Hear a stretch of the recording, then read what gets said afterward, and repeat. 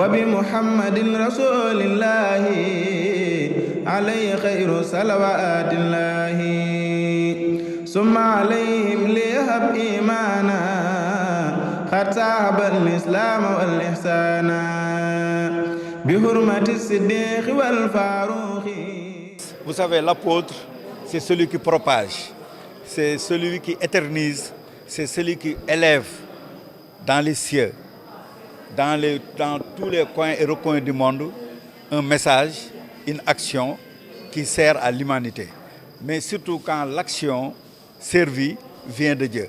Parce que le silence, c'est un des attributs du Seigneur, de notre Dieu unique, Allah subhanahu wa ta'ala. D'ailleurs, le français dit, pour sublimer une force ou bien une puissance, le français emprunte cette phrase: seul le silence est grand, tout le reste n'est que faiblesse. Aujourd'hui, nous constatons que le silence d'Al-Muntaha Bachir est parole. Le silence d'Al-Muntaha Bachir est action. Le silence d'Al-Muntaha Bachir est le remède qui guérit l'humanité et le monde entier. C'est pour cela que, à travers ce recueil, ce livre, j'ai aussi rendu hommage à Serigne Saliou, j'ai aussi rendu hommage à tous les khalifes de Serigne Touba et aussi Serigne Touba lui-même, qui a construit Touba de par ses épreuves, de par son parcours exceptionnel. Donc c'est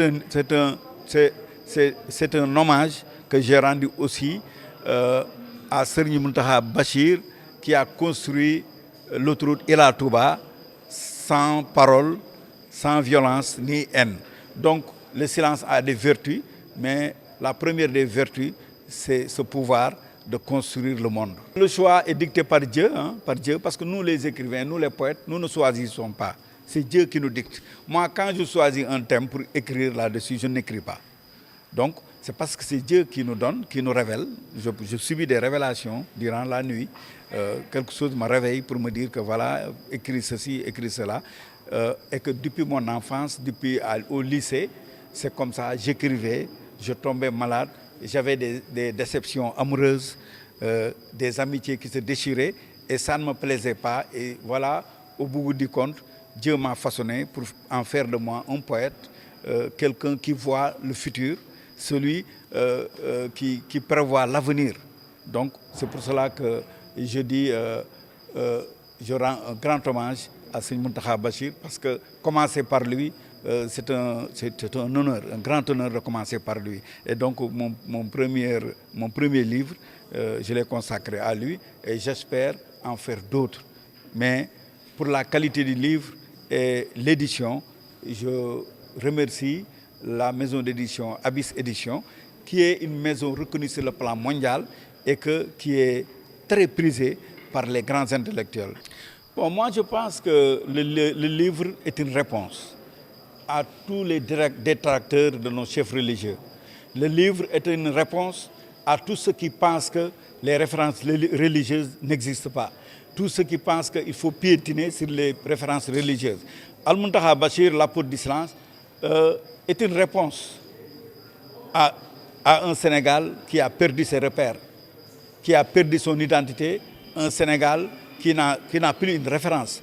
Donc, je ne m'appesantis pas sur une personne, ou bien à une communauté, ou bien à un parti politique. C'est être sectaire, c'est être réducteur, alors que moi je suis global avant même la globalisation. Vous savez, Omar City est un grand projet porté par des intellectuels de la diaspora, des Noirs américains, qui veulent apporter leur coup de main pour faire face à ce que subissent les foyers.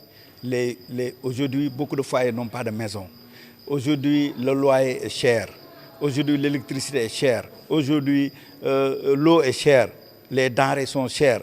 Maintenant, si on a des partenaires, des personnalités de haut niveau qui veulent faire une révolution de l'habitat social, donc en prenant comme prétexte l'OMAT Sénégal, qui est une organisation qui œuvre pour la culture et le développement, mais moi je ne fais que prendre.